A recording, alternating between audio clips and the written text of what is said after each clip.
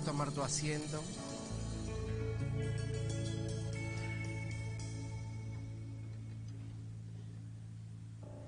Gracias.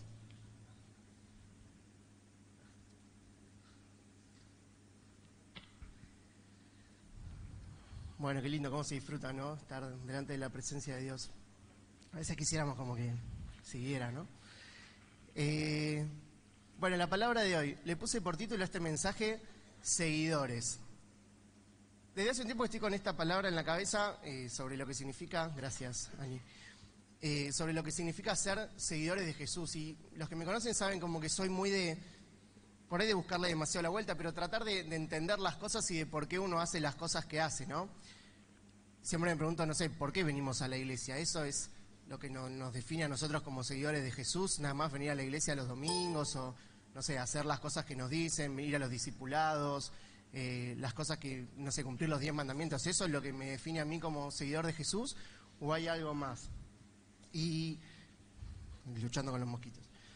Y hablando sobre esto, sobre que a uno le gusta, o a mí me gusta indagar y meterme en las cosas, pensaba esta semana, no sé si vino Santi, pero esta semana Santi tenía un examen de matemática, mi sobrino, y vino a casa a que le explicara unos ejercicios, estaba con funciones ahí lineales, y él me decía como que tenía que saberse una fórmula de memoria para resolver todo un ejercicio. Entonces yo le digo, mira, San, le digo, si puedes estudiar la fórmula de memoria, pero si vos te aprendes el procedimiento de dónde sale esa fórmula, que son 2 pasitos, que es una pavada, es re sencillo, no te lo olvidás más la fórmula de memoria. Uno de memoria puede hacer algo que se acuerde, rendiste el examen, aprobaste, pero si vos te acordás ese desarrollo, después no te lo vas a olvidar más. Y me pasa eso, como que, o será que yo tengo falta de memoria, entonces como que busco todo, entender la lógica y el razonamiento para que no tener que depender de mi memoria. Pero pensando un poco sobre esto, sobre lo que implica ser, volviendo a lo que es ser seguidor, pensaba en cómo cambió esta palabra a lo largo de los tiempos, ¿no? Si nos vamos a los tiempos bíblicos, más o menos, ser seguidor de una persona, el ejemplo más gráfico que tenemos es el de Jesús, ser seguidor de Jesús, ¿qué implicaba? Que dejaban todo lo que estaban haciendo y lo seguían a Jesús. Si, no sé, el ejemplo, pensaba más gráfico, es el de Pedro por ahí siendo pescador, que él era pescador, pero cuando tuvo un encuentro con Jesús y quiso ser su seguidor, dijo el barco hasta acá y volvió y dejó toda su vida y se fue a hacer lo que estaba con Jesús, a aprender de él, a compartir tiempo con él. Y si nos venimos más para estos años, si hoy agarro, no sé, a cualquier adolescente y le pregunto sobre seguidores o ser seguidor, ¿qué es lo primero a qué le va a hacer referencia? Ahí un poquito, la imagen ayuda un poco, pero nos lleva a las redes sociales, ¿no? Porque hoy seguidores habla de eso, los chicos hablan de cuántos seguidores tenés, o la gente famosa, de cuántos seguidores, cuántos tenés en Instagram, cuántos tenés en, no sé, en YouTube, y va un poco por ese lado la palabra, pero pensaba que hay algo que se da, tanto antes como ahora, que había algo atrás de esto de ser seguidor, que es, o mejor dicho, que otorgan esos seguidores, que es cierto poder. Si ustedes se acuerdan, cuando hablaba de Jesús, el pueblo romano, o la gente de Roma, a Roma no le importaba tanto que él sea lo que a los judíos le daba miedo, o que sea el Mesías, sino lo que le importaba era que empezaba a tener cierto poder político, porque él empezaba a tener muchos seguidores, gente que lo seguía, gente que le hacía caso, él podía influir sobre esas personas y sobre la decisión de esas personas, y eso era lo que le daba cierto miedo, cierto temor a la gente de Roma. Y salvando todas las distancias, si eso lo traemos hoy a estos días, si alguien tiene muchos seguidores, en cierta forma también tiene cierto poder. Y cuanto más seguidores, más importante se empieza a ser esa persona y más influencia justamente tiene esas personas. De hecho, ahora están los influencers, que hay algunos que tienen alguna profesión puntual y también son influencers, pero hay otros que de profesión son influencers. Y vos le preguntás qué hacen y te dicen, soy influencer y nada más tengo seguidores y subo contenido entretenido y que está bueno. Y que esa gente, aunque por ahí no haga nada, tiene, por tener seguidores, tiene cierto poder o cierta influencia en la gente que los sigue. Pero, además de este poder, yo escuchaba hace unos días una entrevista, una nota que me gustó y me quedó en la idea, que fue un poco lo que me llevó a hablar sobre este tema, un productor de acá de Argentina que contaba que había descubierto a un cantante que era de una provincia y que vio como que tenía, no sé, cientos de miles de seguidores. No quiero exagerar la anécdota, pero no sé si eran más de 1 millón de seguidores o cuántos tenía, pero dice que no era tan conocido. Dice, de hecho, de nombre dice, yo no lo conocía, decía este productor. Y cuando vio que tenía muchos seguidores, dice, hablé con mi productora, dijimos, tenemos que hacer un recital, traemos a esta persona, llenamos, hacemos tantas fechas, dice, nos vamos a llenar de plata. Entonces hace eso, organiza esto, trae a esta persona de la provincia, hacen un recital y dice que no pudieron llenar ni siquiera la primera fecha, el primer evento. Entonces, este productor medio como que se quedó con un gusto amor y dice, che, pero al final tenía tantos seguidores y no tuvimos el resultado que esperábamos. Si hubiese venido nada más, decía, no sé si el 10% o el 1% decía de esa cantidad de seguidores que tenía, dice, hubiésemos hecho tantas fechas y ni siquiera llegamos a eso. Entonces él se quedaba con el gustito ese amargo de decir, entonces, no sé si tantos seguidores sigue teniendo el mismo peso de lo que nosotros antes entendíamos por seguidores. Y uniéndolo con lo que yo les decía recién de lo que era antes ser seguidor de Jesús, pienso como que nosotros también un poquito, con los años le terminamos bajando el precio a ser seguidores. Y si eso lo traemos un poco al ámbito de la iglesia también, siempre me acuerdo cuando por ahí papá contaba cuando él era chico que, no sé, se convertía en una persona decidía ir a la iglesia y hacía la oración de fe, y esa persona ya tomaba la decisión y la empezaba a hacer el sábado siguiente, el domingo siguiente. Esa persona de verdad tomaba la decisión y aceptaba ese compromiso de comprometerse con Dios y de seguirlo, y no había vuelta atrás, era ahora soy, me defino como seguidor de Jesús, como cristiano, y eso yo no sé si hoy pasa tanto así, es como que le bajamos un poquito el precio a eso. Hoy en día nosotros mismos en las redes, por ahí ya vimos un video que nos gustó y ya le dimos like y ya somos seguidor de esa persona que por ahí ni sabemos el nombre. Entonces, también le bajamos en cierta forma el precio a la palabra seguidores nosotros y lo trasladamos acá adentro. Entonces, con esto, como te contaba al principio, de que soy muy de preguntarme las cosas y de por qué hacemos las cosas, yo me preguntaba, ¿por qué venimos a la iglesia? ¿Qué es lo que implica hoy en día ser seguidor de Jesús? ¿Es las cosas que te decía al principio? ¿Es cumplir los mandamientos? ¿Es, no sé, venir a la iglesia los domingos, no faltar a los discipulados? El ejemplo que vos le quieras poner, ¿es eso o a lo mejor hay algo más? Así que te quiero compartir algunos puntos de cosas que me sirvieron a mí o que yo encontré. Seguramente podríamos, cuando hablaba con Vicky sobre lo que le iba a compartir, le decía, no quiero que se entienda como que estos son los puntos para, viste que ahora por cualquier cosa sacan un libro y dicen, estas son las 3 claves para el éxito, las 3 claves para la felicidad. Son nada más algunos puntos que yo encontré y que me sirvieron a mí y que seguramente si nos sentáramos podríamos escribir decenas de puntos más referidos a esto, pero creo que estos son algunos de los más importantes. Si querés te voy a pedir que abras tu Biblia, en el libro de Gálatas, capítulo 4.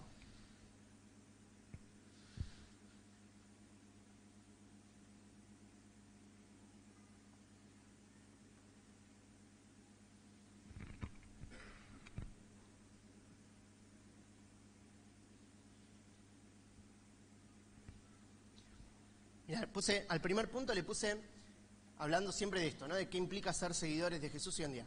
Al primer punto le puse entender mi relación con Dios como una relación de padre e hijo. ¿Y por qué le puse entender? Porque ¿cuántos saben que son hijos de Dios? Si levantamos la mano, todos sabemos que somos hijos. Es más, antes de venir a la iglesia uno ya escuchaba y ya sabía. Por más, no conocías nada, solo conocías el nombre de Jesús y ya sabías que los seguidores eran hijos de Dios y eran reconocidos hijos de Dios. Porque eso lo sabemos desde chiquitito, que por ahí lo escuchamos, incluso sin venir a la iglesia. Pero estos últimos años yo no sé si probablemente tenga que ver con haber sido papá este último tiempo, estos últimos años. Es como que le di un sentido completamente diferente a este concepto, sobre entender esa paternidad de parte de Dios. Yo pensaba, si yo lo traslado a la relación por ahí con mi papá o con Tommy, con mi hijo, digo, es completamente diferente. Cuando la Biblia me habla que yo soy ahora un hijo de Dios, es completamente diferente a por ahí una actividad litúrgica o de iglesia o que yo pueda hacer de trabajo para Dios. Se trata de una relación diferente. Entonces pensaba cómo ponerlo gráfico, ¿no? Y pensaba, no sé, Tommy tiene 5 años, me lo imaginaba en una conversación con él, con un amiguito del jardín, ¿no? Y por ejemplo, no sé, me imaginaba que un amigo del jardín le decía, uy, pero vos le hacés caso a tus papás, pero seguro que te deben decir todos los días que te tenés que bañar, seguro que te deben poner, no sé, límites, que te dicen que bajes los codos de la mesa, seguro que querés hacer un berrinche y no te dejan y te retan. Y yo me lo imagino a Tommy mirándolo y diciéndole, no, pero pará, mi relación con mis papás se trata de otra cosa completamente diferente a eso, no tiene absolutamente nada que ver con eso. Mi relación con mis papás se trata de el amor que ellos me dan, de los abrazos, de los besos, del tiempo que compartimos juntos, de cómo jugamos, de cómo espero de que venga del trabajo para ir corriendo y darle un abrazo, para compartir. Yo llego al trabajo y viene Tommy y me saluda y me dice, papi, ¿qué hacemos? Y es como que él está esperando para que yo llegue para decir, digo, no sé, Tommy, déjame tomar un café, hacemos algo. Sí, está bien, pero ¿a qué jugamos? Me dice. Porque él está esperando compartir ese tiempo, pasar ese tiempo juntos. Y entonces ahí es donde yo digo que me hizo un clic en la cabeza esta palabra sobre la paternidad de Dios, de entender que se trata de otra cosa completamente diferente, es justamente entender que ahora soy hijo y que mi relación con Dios no pasa por las cosas que yo puedo hacer, por las actividades, sino por entender que Él me adoptó como su hijo, Él ya me identificó como su hijo y me muestra ese amor, y lo que yo hago es responder a ese amor, justamente porque siento tan grande ese amor. Pensaba, no me imagino a Tommy diciendo, esta semana lo abracé poco a mi papá, voy a tener que empezar a abrazarlo 3 veces por semana porque lo estoy abrazando un poco. No funciona así, a él le brota, le nace porque te quiere abrazar y porque recibe esos abrazos y recibe ese amor. Entonces, ojalá este punto lo puedas entender de la forma que me cayó a mí la ficha en la cabeza, porque de verdad va a cambiar tu perspectiva completamente sobre lo que significa Dios en tu vida. Cuando entendés el amor de Dios, el sacrificio tan grande que Él hizo, vas a entender que no se trata de normas que tengas que cumplir. A todos nos encantaría que nos den un listadito y te digan, bueno, estas son las cosas que tenés que hacer, como al pueblo de Israel en su momento. Estas son las 10 cosas que si vos no las haces está bien y es el camino que tenés que tomar. Pero Jesús vino a cambiarlo todo, no funciona de esa forma. Ahora Él vino a mostrarnos ese amor. Y vamos a leer Gálatas 4, a partir del versículo 1. Dice, pero también les digo, entre tanto que el heredero es niño, en nada difiere del esclavo, aunque es señor de todo, sino que está bajo tutores y curadores hasta el tiempo señalado por el Padre.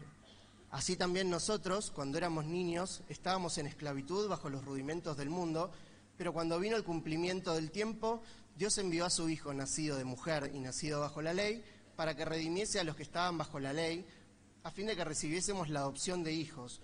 Por cuanto sois hijos, Dios envió a vuestros corazones el Espíritu de su Hijo, el cual clama, Abba Padre.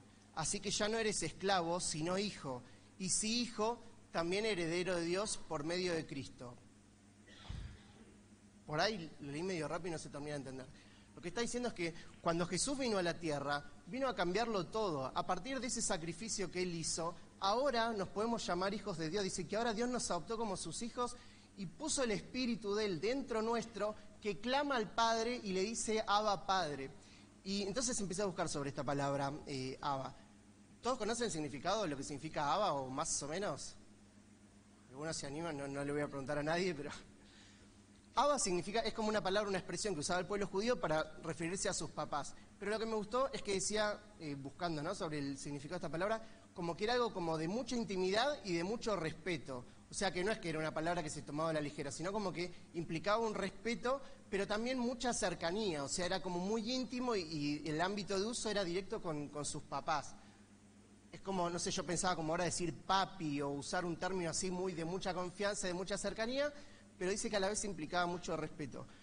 Pero lo que más me gustó sobre esta palabra es que en el Antiguo Testamento dice que nunca se usó para expresarse a Dios. Nunca nadie le había dicho a Dios de esta forma, nunca nadie le había dicho Abba a Dios. Sin embargo, dice que en el Nuevo Testamento Jesús la usó más de 260 veces.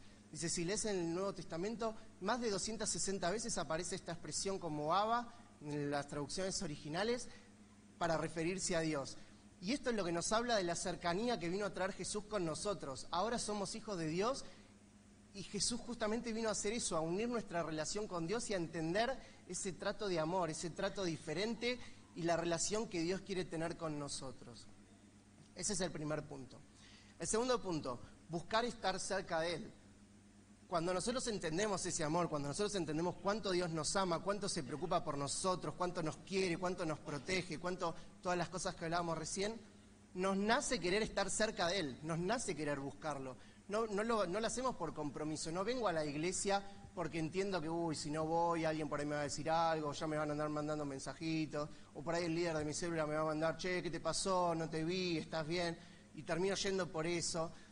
Se trata de algo distinto ahora porque yo entiendo el sacrificio que Dios hizo por mí y la relación que yo ahora tengo con Dios. Yo quiero ir a la iglesia y quiero estar en este tiempo y aprender más y buscarlo y tener relación con Dios y tener ese tiempo de adoración que tuvimos hace un rato, donde estás con los brazos levantados y le cantás y lo adorás, porque entiendo que a Dios le gusta eso y porque yo quiero estar cerca de Él. Y sabés que cuando vos pasás tiempo con una persona y querés estar cerca de alguien, se te terminan pegando las características de esa persona. Por ahí terminás, en muchos casos, pensando como esa persona, teniendo la misma ideología, teniendo hasta los mismos objetivos, porque por ahí de charlas comparten cosas, se te empiezan a pegar algunas otras cosas. Yo pensaba, algunos se van de vacaciones 2 semanas a Córdoba y ya vuelven con cantito, y solo por haber estado unos días con cordobeses ya se te pega la tonada, porque cuando estás cerca de otra persona se te pegan esas características.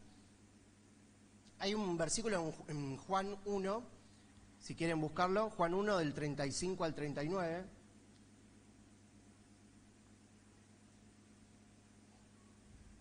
Dice así, dice: al día siguiente Juan estaba otra vez allí con 2 de sus discípulos. O sea, estaba Juan en un lugar con 2 discípulos y lo ve pasar a Jesús. Dice, al pasar Jesús, Juan lo miró y declaró: miren, ahí está el Cordero de Dios. Y dice que cuando los 2 discípulos lo oyeron, lo siguieron a Jesús. Jesús miró a su alrededor y vio que ellos lo seguían y les dijo: ¿qué quieren? Y ellos le contestaron: Rabí, que significa maestro, ¿dónde te hospedas? Y Jesús les dijo: vengan y vean. Eran como las 4 de la tarde cuando lo acompañaron al lugar donde se hospedaba y se quedaron allí el resto del día. Y me llamó la atención o me dio curiosidad la respuesta de Jesús, porque él tranquilamente les podría haber dicho: estoy, no sé, en tal lugar, estoy parando allá. Sin embargo, Jesús le dijo: vengan y vean, quédense conmigo, pasen tiempo conmigo. Y eso es lo que Jesús quiere de nosotros, que nosotros nos acerquemos, que busquemos de Él, que estemos cerca, que aprendamos. Vos decís, pero eso era, no sé, cuando Jesús estaba físicamente, pero ahora, ¿qué implica eso? Ahora lo que implica es que puedas en tu casa, cuando tenés un rato libre, poder abrir la Biblia, poder tener un tiempo de lectura, poder orar, poner una canción, cerrar los ojos y cantar como cantabas hace un rato en la iglesia. Jesús vino a traer esa intimidad, esa comunión, ahora que en cualquier lado nosotros podemos acceder directamente al Padre y podés orar, podés buscarle y Él va a estar ahí para escucharte. Mientras armaba y ponía este versículo, se me vieron cuando dicen como que te salta alguna palabra así, y medio como un paréntesis, y dice que Juan dice que estaba con 2 de sus discípulos. Dice, no eran discípulos de Jesús los que estaban, eran 2 discípulos de Juan. Y me llamó la atención que cuando Juan ve a Jesús le dice: Él es el Cordero de Dios, y que los discípulos de Juan fueron a seguir a Jesús. Y esto me llevaba a pensar, qué importante que no sigamos a personas que no nos llevan a Jesús, porque esos discípulos, la Biblia aclara puntualmente, dice, eran discípulos de Juan. Pero Juan, cuando vio a Jesús, dio un paso al costado y le dijo: Él es del que les hablé.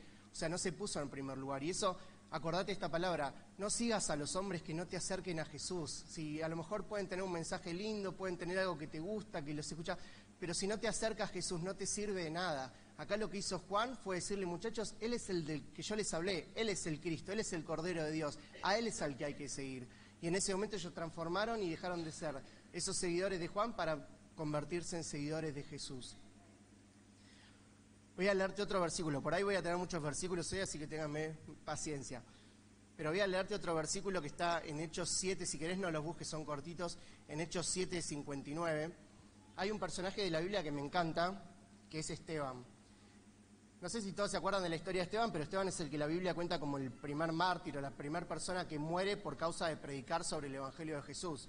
Eran tiempos complicados, había mucho revuelto, mucho movimiento, y Esteban no se callaba la boca, hablaba, predicaba, le dijeron que se calle, que se arrepintiera de lo que dijo. Él no hizo caso, siguió hablando, siguió predicando. La historia cuenta como que lo terminan sacando de la ciudad, lo apedrean y termina muriendo.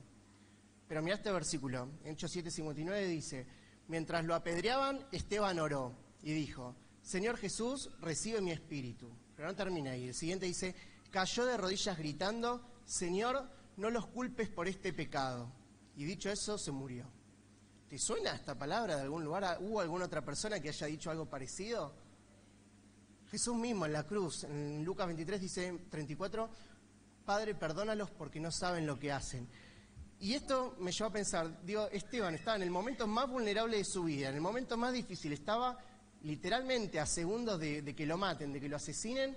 Sin embargo, a él ya algo se le había impregnado. El haber compartido tiempo con Dios, de buscar de su presencia, la verdad es que no sabemos si Esteban caminó junto a Jesús, porque la Biblia no lo dice, a lo mejor se convirtió después con los discípulos, pero sí lo que dice la Biblia es que estaba lleno del Espíritu Santo. Entonces, el hecho de buscar de Dios, de querer parecerte a Él, de pasar tiempo con Él, de orar, de buscar, de leer de su palabra, de aprender, hace que inevitablemente te termines comportando como Él. Entonces, volviendo al tema central de la predicación, ¿qué implica hoy ser una persona que siga a Jesús? ¿Qué implica hoy ser un cristiano? Implica eso, implica querer conocer a Dios, querer parecerte, querer buscarlo. Y pensaba, digo, la verdad que estar a punto de morir y desearle a la otra persona que no le cuenten ese pecado es como, yo diría todo lo contrario, señora, él es el de remera azul, ese es el que me está matando, a ese caele con la doble porque sentís como esa bronca. Sin embargo, acá Esteban estaba haciendo lo mismo que había hecho Jesús, se estaba comportando de la misma forma que se había comportado Jesús. Entonces nos pasa eso, cuando pasamos tiempo con Jesús se nos pega, nos copiamos, pero en el buen sentido, o sea, se nos terminan pegando las cosas buenas de Jesús. El siguiente punto, estar dispuesto a trabajar sobre mi vida para cambiar las cosas que tengo que cambiar. Acá se empieza a complicar un poquito, porque uno por ahí nos encanta la adoración y venimos y nos acercamos y hasta por ahí buscamos y leemos de la palabra, pero cuando nos piden que cambiemos un poquito, es donde se nos empieza a complicar. En 1 Pedro 4 dice, versículo 1 dice, no pasarán el resto de la vida siguiendo sus propios deseos, sino que estarán ansiosos de hacer la voluntad de Dios. En el pasado han tenido más que suficiente de las cosas perversas que les gusta hacer a los que no tienen a Dios. Y dice, inmoralidad, pasiones sexuales, parrandas, borracheras, esto está en la Biblia, parrandas, borracheras, fiestas desenfrenadas y abominable adoración a ídolos. No es de extrañarse que a sus amigos de la vieja vida se sorprendan de que ustedes ya no participen en las cosas destructivas y descontroladas que ellos hacen. Por eso los calumnian, pero recuerden que ellos tendrán que enfrentarse con Dios, quien está listo para juzgar a todos, tanto a vivos como a muertos.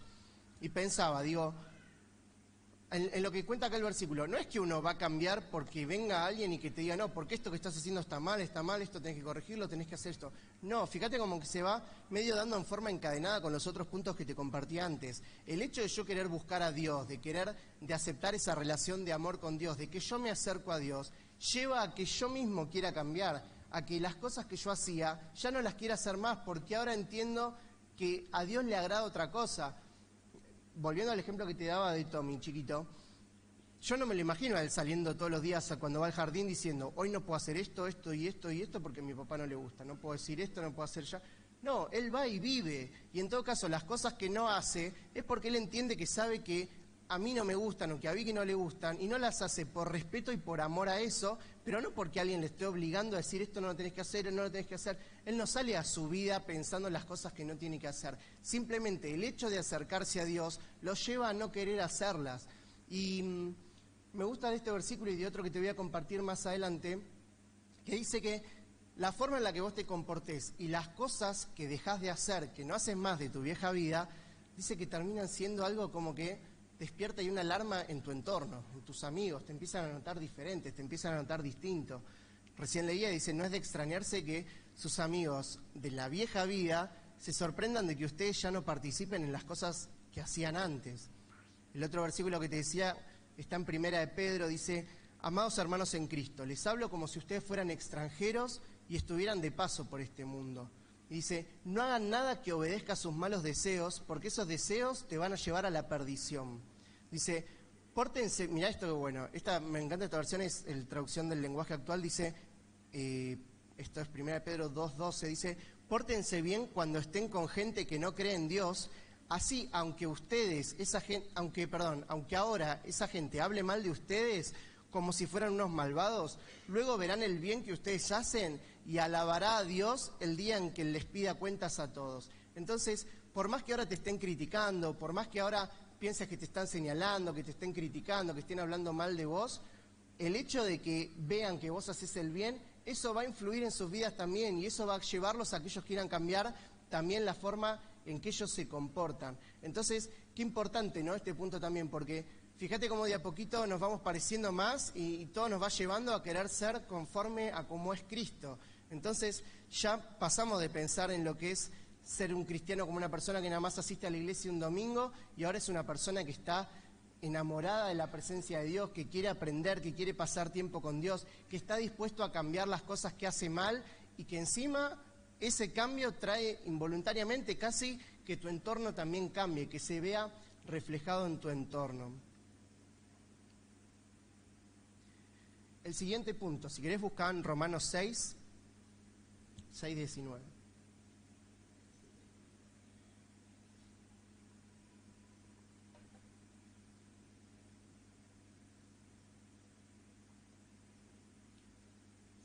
Al siguiente punto le puse enfocarnos y trabajar en las obras del Padre.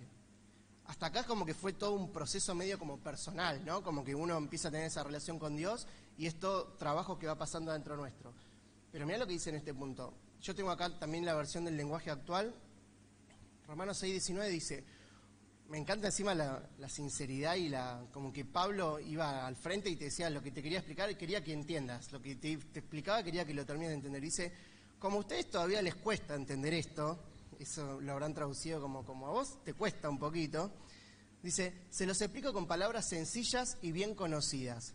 Y dice, ahí dice punto, pero es como que dijera 2 puntos. Dice, antes ustedes eran esclavos del mal y cometían pecados sexuales, toda clase de maldades y las cosas también parecidas a lo que leímos antes. Dice, pero ahora tienen que dedicarse completamente al servicio de Dios. ¿Qué es lo que les está diciendo acá? El hecho de que vos hayas cambiado de vida, que hayas dejado esas cosas atrás, que todas esas cosas que antes hacías y que por ahí pensabas que estaban bien y las disfrutabas, que ahora entendés que están mal, que ya las dejaste de hacer, que ya las cambiaste en tu vida y que ya contagiaste a otras personas, tenés que dedicarle tu vida a servirle a Dios, al servicio de Dios. Y no es para malinterpretar esto y decir, listo, renuncio a todo, es lo que estaba esperando el que quería renunciar al trabajo, dijo, hoy renuncio y mañana estoy a las 8 de la mañana en la iglesia. No se trata de eso, se trata de dedicarle tu vida al servicio de Dios, a lo que se necesite para hacer crecer la obra de Dios. La gente, cuando leemos en la Biblia, los primeros seguidores de Jesús, ellos iban, hacían, y muchos tenían sus trabajos y hacían actividades, pero lo que primaba en su vida, lo principal, era compartir el mensaje, compartir el evangelio, llevar eso que ellos tenían a otras personas, trabajar para la obra, preguntar qué era lo que se necesitaba. Y eso es un poco lo que quiero compartirte hoy. Sos importante en el trabajo. Y acá Pablo les está diciendo, tienen que dedicarse completamente al servicio de Dios. Y de nuevo, no es para que lo malinterpretes, pero sí que tenés que trabajar, que Dios está esperando que actives, que tomes... Hace unos meses Joan que había compartido una palabra sobre agarrar la pala. Es eso, es agarrar la pala y trabajar y preguntar qué es lo que se necesita para el trabajo, para la obra, y estar ahí disponible, mostrarte, hacer y servir a Dios en lo que vos te sientas cómodo también. Después vamos a ver algún versículo más adelante donde habla sobre los talentos que Dios nos da y cómo nos pide que trabajemos en eso y cómo dice que nos pide también que desarrollemos eso. Y el último punto que te quiero compartir, el punto 5, que lo dejé para el final porque creo que es uno de los más importantes. Ya te digo, igual, podríamos escribir un montonazo de puntos sobre lo que implicaría para nosotros hoy ser seguidores de Jesús. Pero este punto dice, ama a tu prójimo. Así de sencillo y así de cortito. Anoche los que estuvieron en la reunión de matrimonios predicaron Marisa y Jorge, y yo escuchaba todos los versículos que hablaban sobre el amor que compartía Marisa, y yo digo, está para robarle la mitad de todo lo que leyó y lo meto en la predicación, porque hablaba sobre eso. Yo acá había marcado el versículo, mirá qué claro que es, en el libro de Juan 13:34. Dice así, dice, así que ahora les doy un nuevo mandamiento, es recontra conocido, seguro lo escuchaste, dice, ámense unos a otros, tal como yo los he amado, ustedes deben amarse unos a otros. El amor que tengan unos por otros será la prueba ante el mundo de que son mis discípulos.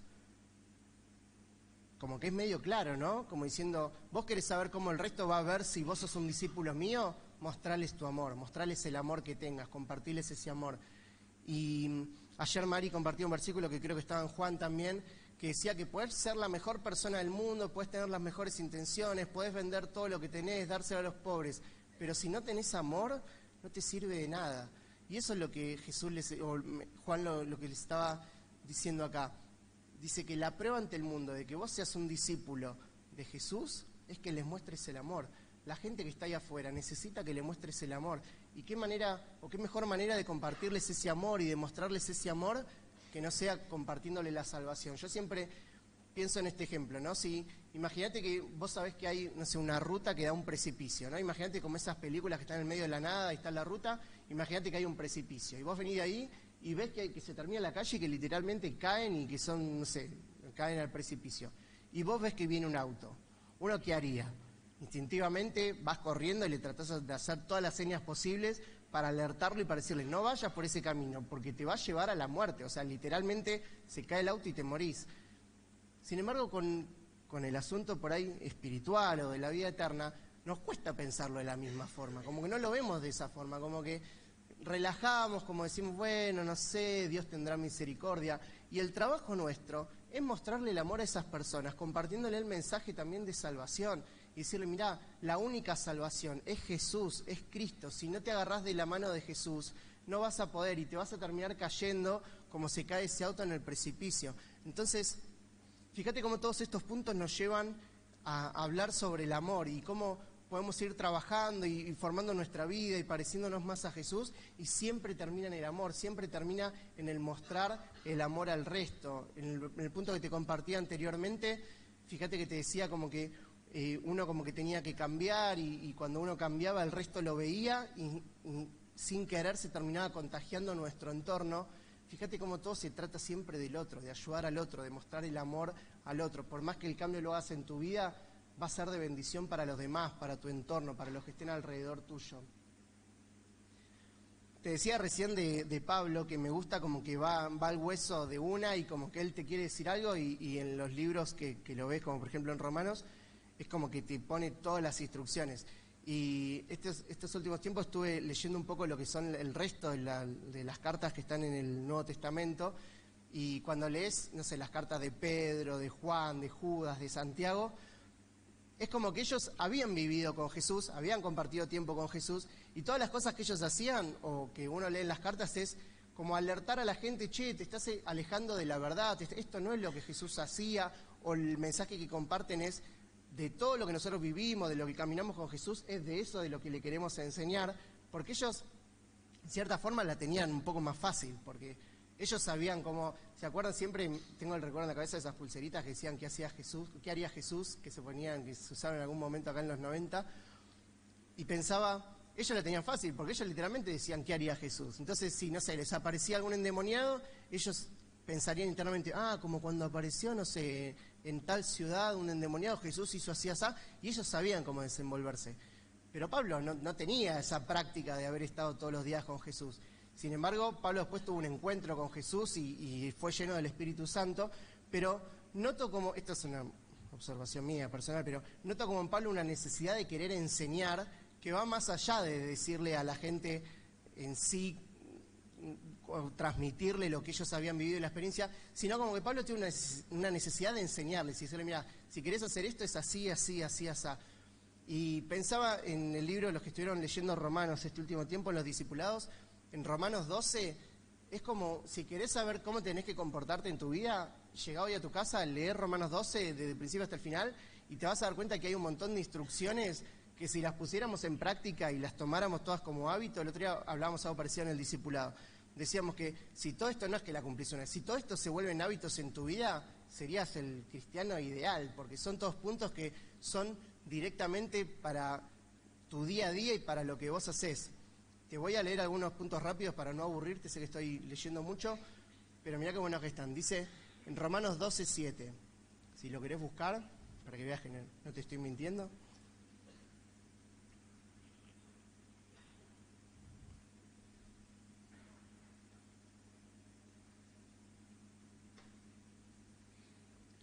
Romanos 12:7 dice, si tu don es servir a otros, servilos bien.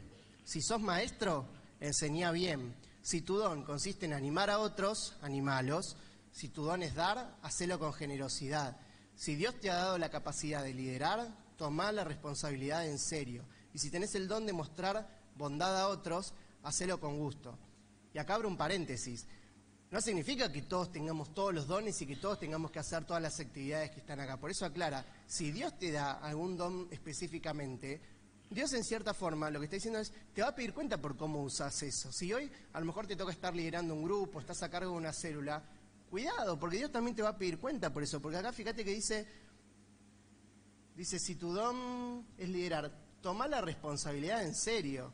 Si tu don es el de mostrar la bondad a otros, hacelo. Si es, unos versículos antes decía, si es el de profetizar, habla con toda la fe que Dios te haya concedido. Y unos versículos más abajo dice, a partir del 9, dice, no finjan amar a los demás, amalos de verdad, aborrezcan lo malo y aférrense a lo bueno. Ámense unos a otros con un afecto genuino. Fíjate que antes hablábamos de amar a otros, y acá Pablo le dice, está bien, amalos, pero no la caretees, es lo que les está diciendo. Amalos, pero de verdad amalos, dice, con un afecto genuino. Y dice, y deleítense al honrarse mutuamente. No sean nunca perezosos, más bien trabajen con esmero, sirvan al Señor con entusiasmo, alégrense en la esperanza segura que tenemos. Está hablando de la salvación, dice, tengan paciencia en las dificultades y sigan orando, estén listos para ayudar a los hijos de Dios cuando pasen necesidad. Qué importante esto, dice, estén listos para ayudar a los hijos de Dios cuando pasen necesidad. Si escuchás de un hermano que está pasando necesidad, a veces esperamos como un mensajito de WhatsApp que diga, se necesita, no sé, una persona o una familia perdió todo, necesitan colchones, frazadas, y como que ahí nos sale, bueno, voy a donar y voy a llevar. Si sabes de una persona que está pasando necesidad, mandale un mensajito, che, ¿en qué te puedo ayudar? O tocale el timbre, caele con alimentos. Vos por ahí, si tenés confianza con alguien y lo podés bendecir, a lo mejor le vas a sacar una sonrisa, a lo mejor, no sé, esa persona no tenía nada y ese día vos llegaste y le cambiaste esa semana solo con un gesto que por ahí a vos no te costó nada.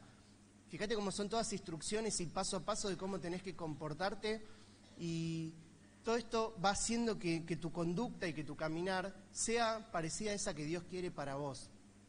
Quiero cerrar con una historia, y ya termino, que antes les hablé un poquito de Esteban, sobre cómo llega Esteban a su lugar, o al Esteban que conocimos que murió apedreado por predicar. No sé si todos conocen la historia, les preguntaba antes, pero la historia de Esteban arranca más o menos así. Dice que los seguidores de Jesús empiezan a crecer. ¿Se acuerdan que decía que predicaban y que se convertían? Pedro predicó, se convirtieron 3.000, creo que decía, y predicaban y el número se empezaba a agrandar. Y claro, toda esa gente iban como literalmente todos juntos y se movían juntos.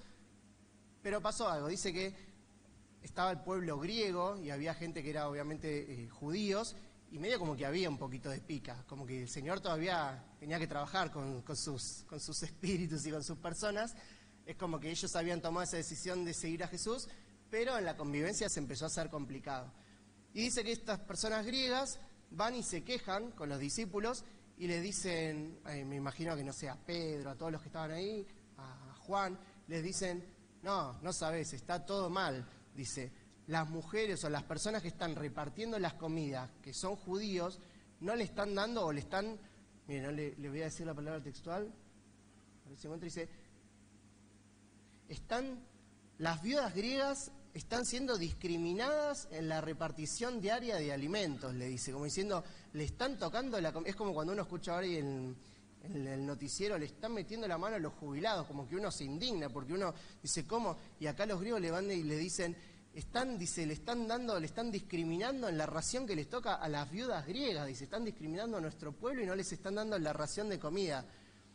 ¿Y sabes qué hicieron los discípulos o los apóstoles que estaban ahí? Que yo siempre esta historia la leía y yo me la imaginaba, digo, se podrían bajar un poquito del caballo también los discípulos, porque los discípulos le dicen, yo no estoy para perder tiempo en esto, le dicen, yo estoy para orar y para dedicarme a predicar la palabra. Y yo medio como que decía, bueno, estaban medio un poco en estrella, porque dale, Pedro, agarrá los paquetes, repartí la comida y colaboró un poquito. Sin embargo, leyéndola y buscando más y pidiéndole a Dios que me hable sobre esto, entendí que ellos estaban enfocados en lo importante. Ellos tenían una misión, tenían algo que hacer. Bueno, acá la historia sigue, para no desviarme y que termines de entenderla, terminan diciendo, bueno, ¿saben qué? Nosotros no estamos para esto, elijan a 7 personas que sean llenas del Espíritu Santo, que sean personas que tengan fe, que tengan ciertas características, y ahí es donde aparece Esteban y lo nombran para hacer esta tarea, si se quiere, administrativa, que era de servicio y de tareas así para sociales, y ahí es donde aparece Esteban con 7 personas más. ¿Y por qué te cuento esta historia? por dos motivos, ya para cerrar. El primero, que todos los que estaban ahí, si alguien levantaba la mano y preguntaba quién se consideraba seguidor de Jesús, todos se iban a levantar la mano. Si yo hoy les pido a ustedes que levanten la mano acá y les pregunto cuántos se consideran seguidores de Jesús, estoy seguro que todos van a levantar la mano. ¿Pero sabes cuál es la diferencia entre los discípulos o los apóstoles que querían orar y buscar la palabra y el resto que estaban haciendo esas cosas? Que el resto estaba en la pavada, que no se dieron cuenta que estaban siendo seguidores de Jesús, pero se estaban distrayendo con cosas sin sentido. Y lo que más me gusta de esta historia es que probablemente tenían razón. Probablemente esa gente griega que se estuviera quejando y que se estaba quejando y que pedía y que señalaba que no puede ser esto, seguramente tenían razón. Pero te voy a decir algo y que por ahí es medio brusco, no importa si tenés razón, no pierdas el tiempo en la pavada, no pierdas el tiempo en esas cosas que te desvían de lo verdaderamente importante. Los discípulos entendían que su misión era otra. Si hay un problema, se arreglará, pero no hagas de eso el centro de lo que te está comiendo la cabeza, el centro de tu tiempo. A veces es como que nos sale, y más ahora le hablo a los que estamos por ahí más, de hace más años o más tiempo dentro de la iglesia, nos sale querer corregir, y no, porque esto lo están haciendo mal, y no están haciendo esto, y no están haciendo otro. ¿Te acordás lo que te hablaba al principio? ¿En qué puedo ayudar? ¿En qué puedo servir? ¿Cómo puedo sumar en el trabajo, en la obra? Quiero colaborar con la obra. ¿Esa es tu actitud? O a lo mejor estás siendo esos seguidores de Jesús que están criticando, que están cuestionando, que están haciendo, que en todo ves un problema. Si a lo mejor alguien habla con tu líder y le pregunta que te describa, ¿cómo te describe? ¿Como alguien que está siempre empujando, como alguien que quiere hacer, como alguien que te lleva a hacer una versión mejor? ¿O como alguien que cualquier cosa que se le pide siempre se está quejando, siempre está rezongando, que a lo mejor viene a la iglesia, que a lo mejor es seguidor de Jesús como esta gente, pero que tiene su atención puesta en otro lado completamente? Y el segundo punto que te decía de esta historia es que Esteban, en cierta forma, yo imagino que si era una persona llena de fe, llena del Espíritu Santo, estaría esperando que lo llame Pedro y que le diga: Esteban, vení, hoy te toca, vas a dar el mensaje para estas, no sé, 5.000, 10.000, las personas que hubiera, hoy te toca a vos, Dios te va a usar, vas a compartir el mensaje. Sin embargo, por estar lleno del Espíritu Santo, por tener fe, ¿para qué lo llamaron? Para repartir comida. Y yo me imagino un poco que Esteban habrá dicho: pero yo por ahí estoy para otra cosa, yo estoy para, no sé, para servir a Dios de otra forma. Y eso a veces nos pasa también dentro de la iglesia, decir: yo estoy para que Dios me use y quiero que Dios me use acá y hacer esto y que aparezca mi nombre y qué sé yo. Y a lo mejor Dios te llama para hacer una tarea administrativa. Si seguís leyendo en Hechos 6, si seguís leyendo los versículos más para abajo, dice que Esteban por donde iba y predicaba y oraba, y dice que hasta hacía milagros que la gente se quedaba sorprendida. Entonces, lo que te quiero decir con esto es que no pienses que el lugar que estás ocupando hoy es un lugar que te puede limitar, que te puede, no sé, encajonar, que te puede poner adentro de una caja. Si Dios te puso ahí, el ministerio que vos llevas adelante sos vos, es tu vida, no es el título, no es el cargo que puedas ocupar, no es la tarea que puedas realizar. Tu llamado es claro y es el de compartir el Evangelio. Y Esteban en ningún momento habla de que haya sido nombrado, que haya sido levantado, que lo hayan movido, que lo hayan promovido. Él simplemente iba y predicaba el Evangelio. Y como consecuencia de eso, imagínense, a tal punto estaba convencido de lo que él predicaba y de lo que él hablaba, que dice que lo terminaron apedreando y lo terminaron matando, y él terminó convencido de la fe que él tenía. Entonces, a lo que te quiero animar en esta mañana es a que pienses introspectivamente qué seguidor estás siendo de Jesús. ¿Estás siendo un seguidor de esos que vienen el domingo a la mañana a la iglesia, que suena el despertador y que decís: bueno, voy porque tengo que ir y porque es un domingo más y porque los domingos voy a la iglesia? ¿O sos una persona que por donde va lleva el mensaje de Jesús? ¿Sos una persona que va y transforma? Ayer Marisa y Jorge hablaban de que tenemos que cambiar atmósferas. Cuando vos llegas a tu trabajo, ¿se siente que cambiás la atmósfera? ¿Se siente que hay algo distinto que cambia el espíritu de ese lugar?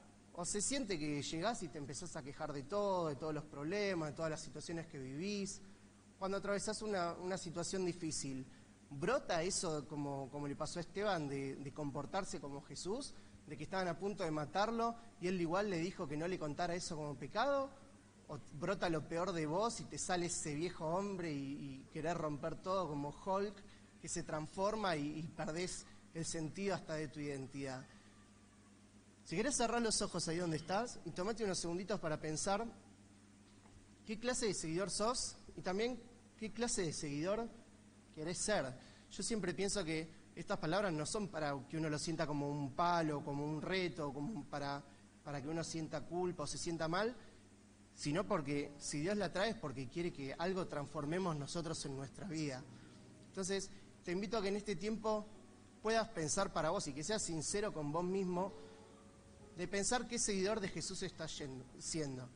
Si a lo mejor te sentís un poquito frío, sentís que estás haciendo las cosas por hacerlas, no le encontrás por ahí sentido a tu relación con Dios, yo de verdad oro y clamo y le pido a Dios para que esta palabra pueda despertar algo distinto hoy en vos. Que vos te vayas diciendo, yo no sé de qué me estaban hablando, de esa relación de paternidad y a lo mejor nunca la experimenté, pero Señor, hoy la quiero experimentar.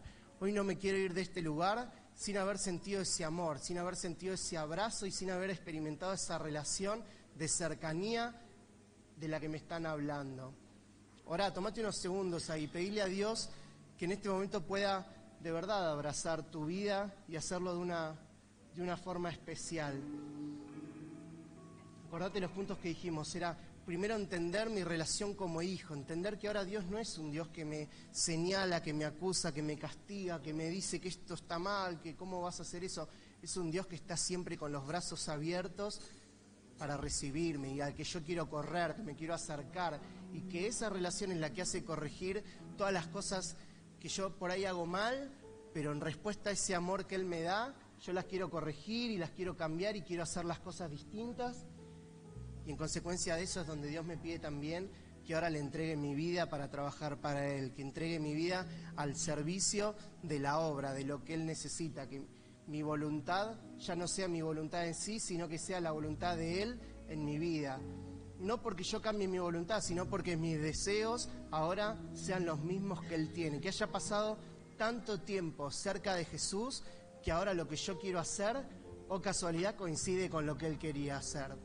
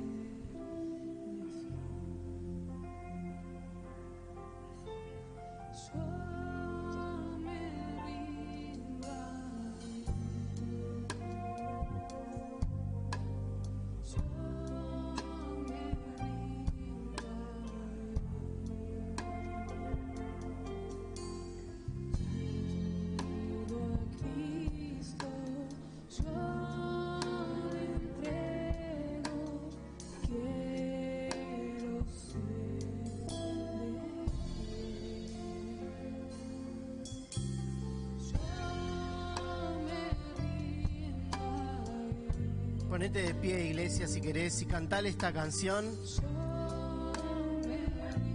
Se trata un poco de eso, ¿no? De corrernos nosotros, de decirle, Señor, yo me rindo, mi voluntad ahora tiene que ser la tuya.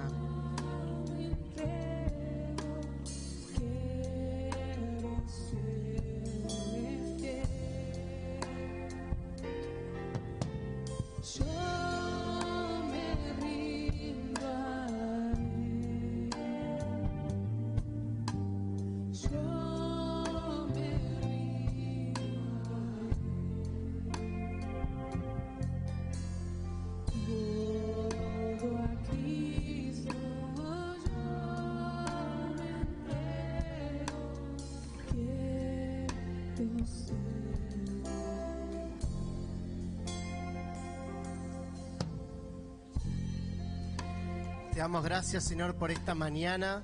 Señor, gracias por esta palabra, Señor, que trajiste a nuestras vidas. Señor, y por sobre todas las cosas, por entender que seguirte a vos no se trata nada más de emociones, no se trata de disfrutar de cuando vengo al culto y puedo sentir tu presencia y me voy de acá lleno, pero después en la semana hago la mía. Gracias por traernos esta palabra y ayudarnos a entender que nuestra relación con vos es otra cosa. Que vos, a través del sacrificio que hizo Jesús y de esa gracia que puso en nosotros y que derramó en nosotros a través de su muerte y su resurrección, hoy nos llamás hijos. Hoy corres para abrazarnos y nos das ese abrazo y ese amor.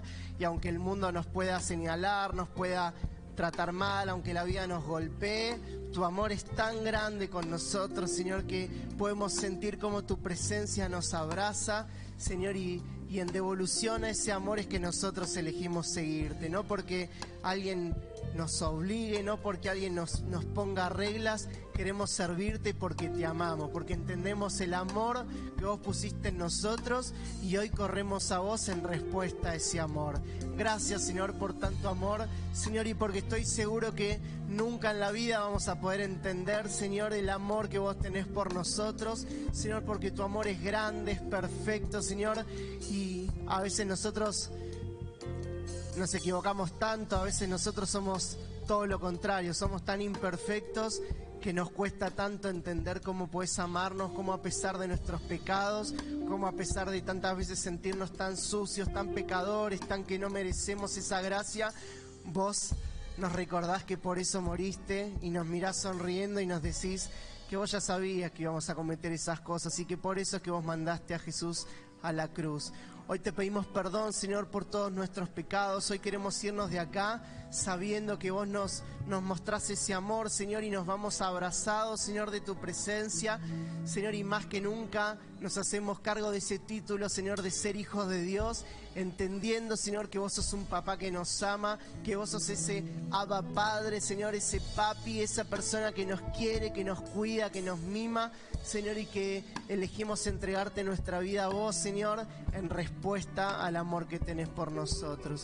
Te damos toda la gloria, Señor, y toda la honra. Clamo para que esta semana la podamos encarar, Señor, completamente distinto, Señor, no saliendo de este lugar y empezando una rutina como siempre, Señor, sino entendiendo que dejo una vida atrás, Señor, en respuesta a lo que vos hiciste por mí. Ahora elijo, Señor, comportarme como un hijo de Dios, Señor, porque sé que el amor que pusiste en mi vida, Señor, fue tan grande que lo mínimo que yo puedo hacer, Señor, es entregarte mi vida, es entregarte mi corazón. Señor, te doy a vos toda la gloria y toda la honra en el nombre de Jesús, Señor.